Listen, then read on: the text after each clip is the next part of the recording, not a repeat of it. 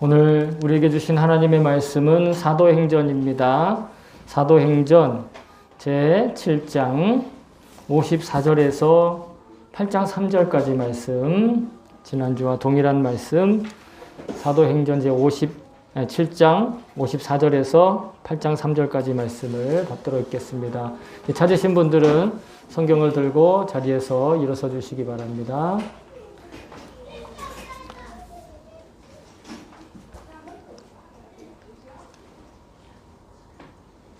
네, 우리 같이 받들어 읽겠습니다. 시작. 그들은 이 말을 듣고 격분해서 스데반에게 이를 갈았다. 그런데 스데반이 성령에 충만하여 하늘을 쳐다보니 하나님의 영광이 보이고 예수께서 하나님의 오른쪽에 서 계신 것이 보였다. 그래서 그는 보십시오, 하늘이 열려 있고 하나님의 오른쪽에 인자가 서 계신 것이 보입니다 하고 말하였다. 사람들은 귀를 막고 큰 소리를 지르고서 일제히 스데반에게 달려들어 그를 성 바깥으로 끌어내어 돌로 쳤다. 증인들은 옷을 벗어서 사울이라는 청년의 발 앞에 두었다. 사람들은 스데반이 돌로 칠 때에 스데반은 주 예수님, 내 영혼을 받아주십시오 하고 부르짖었다. 그리고 무릎을 꿇고서 큰 소리로 주님, 이 죄를 저 사람들에게 돌리지 마십시오 하고 외쳤다. 이 말을 하고 스데반은 잠들었다. 사울은 스데반이 죽임당한 것을 마땅하게 여겼다. 그날에 예루살렘 교회에 큰 박해가 일어났다. 그래서 사도들이 이외에는 모두 유대 지방과 사마리아 지방으로 흩어졌다. 경건한 사람들이 스데반을 장사하고 그를 생각하여 몹시 통곡하였다. 그런데 사람은 교회를 없애려고 날뛰어다. 그는 집집마다 찾아 들어가서 남자나 여자나 가리지 않고 끌어내서 감옥에 넘겼다. 아멘. 주의 말씀입니다. 모두 자리에 앉아 주시기 바랍니다. 이 시간 제가 설교를 위해 잠깐 기도합니다. 좋으신 하나님, 이 시간 온전히 주님께 맡깁니다. 하나님, 여러 가지 부족하고 또 여러 가지 정말 자격 미달인 사람을 세우시고 주의 이 귀한 말씀을 전하게 하심을 주님 감격하며 감사드립니다. 다만 저는 가리워지고 오로지 주님만 나타나시고 주의 말씀만 드러나시고 주님 말씀만 들을 수 있게 하여 주시옵소서. 예수님의 이름으로 기도합니다. 아멘.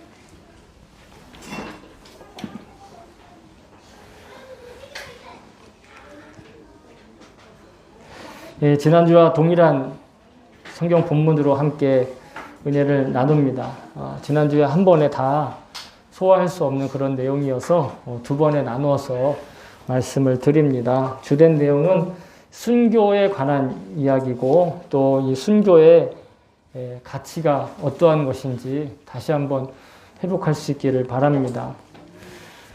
스데반의 순교는 교회 역사에 있어서도 굉장히 큰 중요한 분기점이 되고 있습니다. 성령의 강림으로 인해서 예루살렘의 교회가 첫 시작이 되었다고 한다면 스데반의 순교로 인해서 그 교회의 영향력의 지평이 확실히 확장되었다는 것을 알 수가 있습니다. 그래서 오늘 나누는 메시지를 통해서 순교에 대한 기존에 본인들이 생각하고 있었던 혹은 세속적인 그런 사고방식과 또 성경이 말하는 순교의 진정한 의미에 대해서 같이 회복할 수 있기를 바랍니다. 또 순교라는 게 단지 죽음을 말하거나 또 그 죽음에 대해서 성도들이 어떠한 올바른 생각을 가져야 할지에 대해서도 이 시간 함께 회복할 수 있기를 바랍니다. 지난 주일 우리가 스데반의 순교, 죽음을 이야기를 하면서 스데반이 예수님과 같은 모습으로, 예수님과 같은 모양으로 자신의 마지막을, 운명을 맞이했습니다. 그런데 그는 그 모습을 받아들이면서 누군가를 탓하지도 않고 또 자신의 운명을 비관하지도 않았습니다. 그냥 죽음의 순간까지 주의 영광을 바라보며 또 하나님께 그 모든 것들을 맡기고 하나님께서 그 모든 것들을 다 해결해 주시기를 맡기면서 마감했던 것이죠. 그것은 늘상 주님을 바라보며 삶을 살았기 때문에 가능한 반응인 것이라고 생각할 수 있습니다. 그런데 스데반이 죽는 것을 보면서 성경은 어떻게 보면 좀 의아하고 어떻게 보면 좀 다르게 표현하고 있는 것이 있는데, 이게 뭐냐면 스데반이 잔다라고 표현하고 있다는 거예요. 스데반이 죽었다라고 표현할 수도 있잖아요. 그의 목숨이 예수님의 숨을 거두셨다 이렇게 표현하고 있는 것처럼 스데반도 목숨을 거두었다 이렇게 할 수 있지만, 굳이 잠들었다라는 표현을 쓰고 있다는 것입니다. 물론 일반적으로도 사람이 잠들었다, 죽는 것에 대해서 잠들었다 이렇게 표현을 하는 경우가 종종 있는데, 그거는 그땐 죽을 때 모습이 너무 평화롭고 죽을 때 표정이 너무 온화하고 했을 때 마치 잠든 것처럼 돌아가셨다 이래서 잠으로 표현하는데, 실제로 성경은 우리가 죽는 것은 죽는 것이 아니라 잠자는 것이다 라고 이야기하고 있다는 데 초점을 맞춰야 된다는 것이죠. 따라서 성도는 죽음에 대한 인식을 가질 때 그저 끝이 아니라 새로운 시작이라는 것을 우리가 기억해야 된다는 것이에요. 사도 바울이 뭐라고 했냐면, 갈라디아서가 아니라 데살로니가 전서입니다.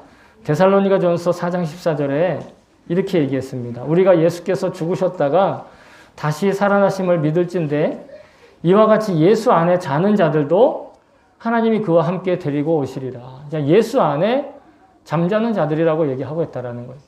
죽은 사람들을, 이미 목숨이 끊어진 사람들에 대해서.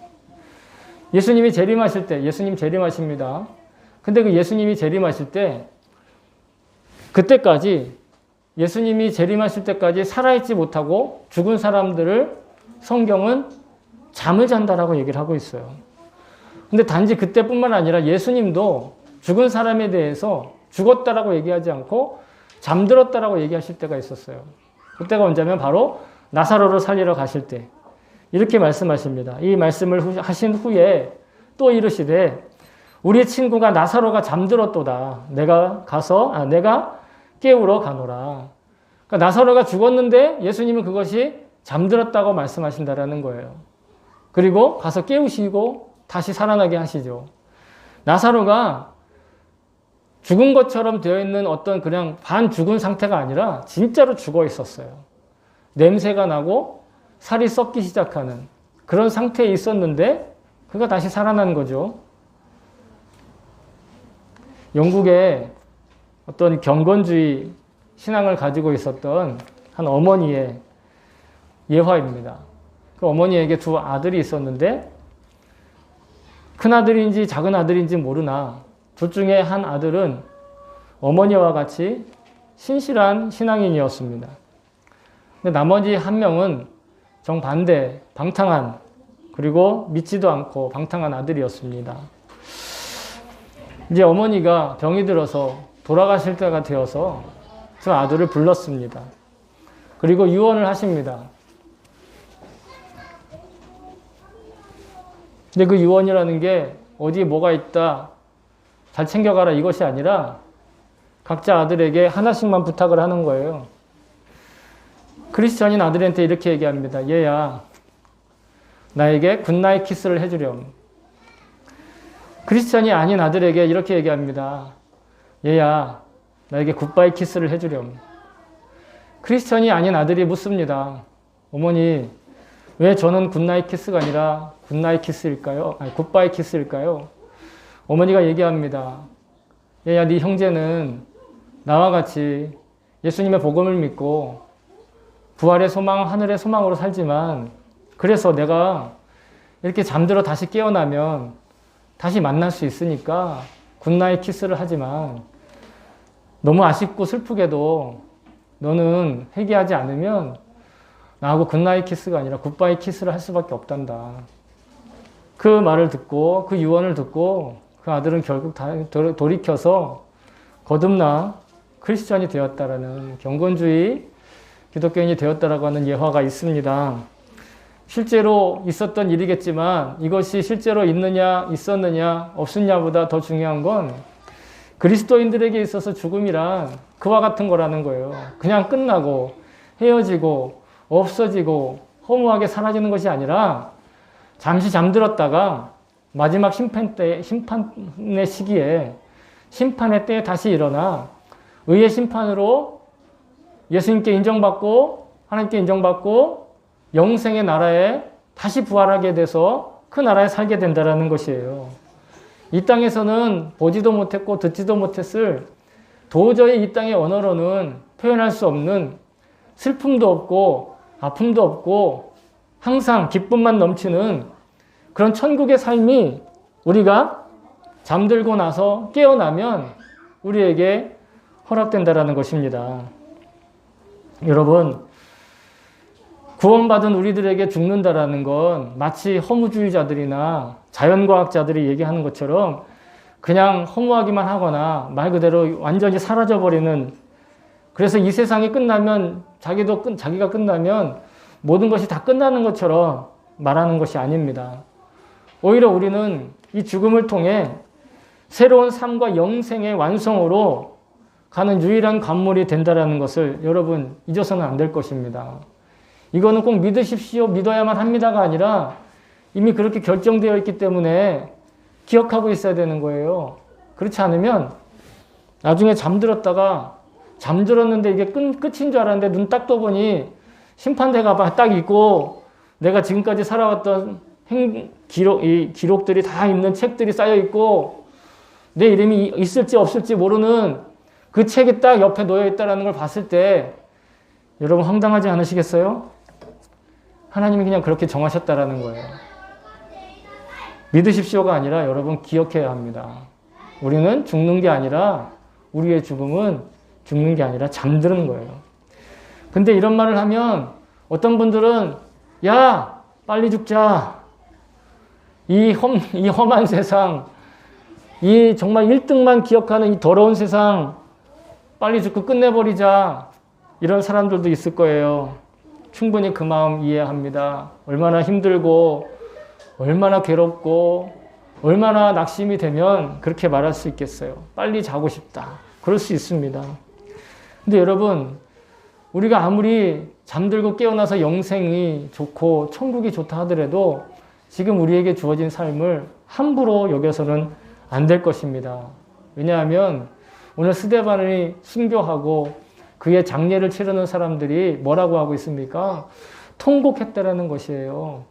그리스도인이 물론 죽어서 천국 가고 기쁜 일이라고 얘기하고 고백할 수 있지만 실은 그 죽음 자체, 그 고통 자체는 굉장히 안타깝고 슬퍼하고 통곡할 일이라는 것이죠. 잠시 헤어져야 하니까.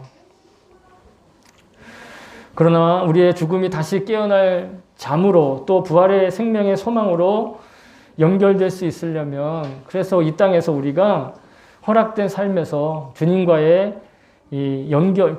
삶이 연결되어 있어야 된다는 것입니다. 어렵게 말했지만 간단하게 얘기하면 경건하게 살자고 해요. 거룩하게 살자라는 것입니다. 경건하고 거룩하게 산다라는 건 뭐냐면 자기가 하고 싶은 대로 살지 않고 자기가 하고 싶은 것에 대한 선을 그어놓고 그 선을 지켜가면서 제어하면서 절제하면서 사는 거, 그게 경건한 삶입니다. 그래서 성령의 9가지 열매 중에 가장 마지막 열매가 절제의 열매인 것이에요. 내가 하고 싶은 대로 안 사는 것. 그게 경건의 삶이고, 그리고 그것을 극단적으로 얘기하면 내가 죽은 삶인 거예요. 자기가 죽은 삶. 죽었다는 게 뭡니까? 결국 내가, 내 자아가, 내 욕심이, 내 탐욕이, 내 욕구가 순교한 삶이라는 것이에요.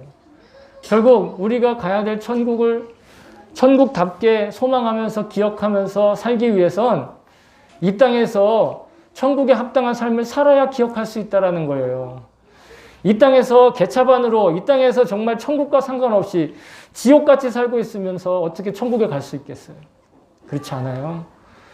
천국에 살려고, 경건하게 살려고 하는데도 여전히 지옥 같은 삶이 있을 수 있습니다만 그러나 그 가운데 천국의 삶을 소망하는 삶이 있어야 그래야 천국에서 살 수 있는 거예요. 근데 여러분 사도 바울은요. 우리보다 더 천국에 대한 열망으로 가득 찼었어요. 왜냐하면 그는 한번 그 놀라운 광경을 맛보았거든요.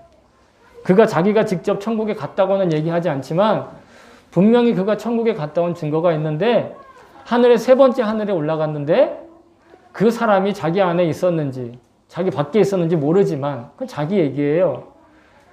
세 번째 하늘에 올라갔더니 인간의 말로는 다 표현할 수도 없고 또 표현해서도 안 되는 그런 미래를 보았다는 겁니다. 천국을 본 거예요. 그래서 그는 하루라도 빨리 그 천국에 가고 싶었어요. 하루라도 빨리 그 영생에 들고 싶었어요. 잠들고 싶었어요. 그런데 빌립보에 보내는 성도들한테 이렇게 얘기합니다. 내가 그 둘 사이에 끼었으니 차라리 세상을 떠나서 그리스도와 함께 있는 것이 훨씬 더 좋은 일이라. 그렇게 하고 싶으나 내가 육신으로 있는 것이 너희를 위하여 더 유익하리라. 즉 사도 바울을 따르고 있는 사람들, 그리스도인들, 성도들, 아직도 복음을 듣지 못한 사람들의 유익함을 위해서 그 천국의 삶을 잠시 어때요? 절제하고 있는 거예요. 지금 내가 삶이 괴롭고 지금 나의 중심으로 살기 위해서 사느라고 천국으로 빨리 가고 싶다라는 건 자기 욕심이에요. 사도 바울은 그렇게 산 것이 아니라 사도 바울은 그렇게 천국을 소망한 것이 아니라 지금 당장이라도 천국에 갔으면 좋겠다라는 그런 감격이 있지만 그것을 절제하고 이 땅에서의 순교적인 삶을 산다라는 것이지요. 자신의 기쁨을 위해서 이 세상의 육신적인 삶을 지켜나가는 것이 아니라 완벽한 하나님 나라에서 사는 것, 그게 훨씬 더 사실은 좋은 일입니다. 그런데 이 땅에서 육신으로 살면서 여러 가지 부족하고 흠도 많고 여전히 존재하는 불완전 삶을 살아야 되는 것은 함께 인연이 맺어진 성도와 교회의 유익을 위한 일이라는 것이죠. 여러분 그것이 바로 사명인 것입니다. 우리에게 사명이라는 건 내가 뭔가 비전을 갖고 꿈을 갖고 이루어내는 것이 아니라 나의 유익을 위한 것이 아니라 성도의 유익을 위하고 가족의 유익을 위하고 이웃의 유익을 위한 것. 그러므로 순교의 가치는 우리의 삶이 아름다운 만큼 그리고 그 소중한 만큼 비례하여 그 가치가 높아지는 것입니다. 단지 죽음을 각오할 정도로 내가 그 대단한 믿음을 가졌다라고 자랑하기 위해서 순교하는 것이 아니라 그건 순교의 가치가 아닙니다. 오히려 순교를 통해서 우리의 거룩한 삶이 얼마나 더 귀하고 복된지를 증거할 수 있는 그런 순교가 되어야 할 것입니다. 그래서 순교는 죽는 것만을 이야기하는 것이 아니라 거룩한 삶, 순교적인 삶을 우리가 살아가기 위해서 간혹 특별한 사람들에게 특별한 경우에 허락되는 것이죠. 근데 스데반은 바로 그 자리를 하나님께서 허락해 주셨어요. 그렇게 귀한 순교의 자리에서 자기의 사명을 다하고 그는 잠들었습니다. 그리고 사도 바울, 오늘은 사도 바울이라는 이름이 나오지 않지만 사울이라는 한 청년은 그 모습을 보고 너무 당연하게 생각했다라는 것이 찬성했다 이렇게 얘기하고 있어요. 그가 바로 사울인데 나중에 바울이 되는 사도 바울이 되는 인물이죠. 이 오늘 사울이라는 말이 우리가 같이 읽었던 본문에 3번이나 등장하는데 그의 이름이 실명으로 3번 등장하는데 첫 번째는 스데반을 돌로 쳐 죽이기 위해서 그의 범죄를 증거하는 증인들이 옷을 벗어서 사울 앞에 놓았다 이런 표현이 나와요. 그때 처음 사도 바울이 나옵니다. 그가 그러니까 스데반이 순교할 때에 본의 아니게 그 순교 현장의 증인이 되었다라는 것이에요. 두 번째로는 그가 그렇게 스데반이 죽어가는 모습을 보며 기뻐하고 찬성했다는 거예요. 마땅하게 여겼다라는 거예요. 너무도 당연하다라고 생각했다라는 것이죠. 세 번째는 그래서 결국은 그가 바로 교회를 없애버리고자 하는, 교회를 박해하는 주동자가 됐다라는 것이죠. 이 스데반의 죽음의 증인이 되었고 그 죽음에 찬성했고 마침내 자기가 주동자가 되어 예수 믿는 사람들을 박해하고 죽이는 그 주동자가 되었던 그 사울이 어떻게 사도 바울이 되어 가는가. 그것은 앞으로의 사도행전에 기록되어 있는 내용들로 우리가 볼 수 있을 것입니다. 오늘 우리가 주목할 제목은 이렇게 사울이 사도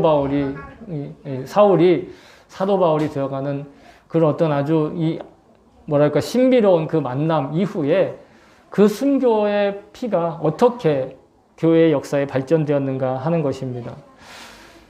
스데반의 순교가 단지 사울을 사도 바울로 바꾸는 역할을 했다는 것 이상의 의미를 가지고 있다는 것이죠.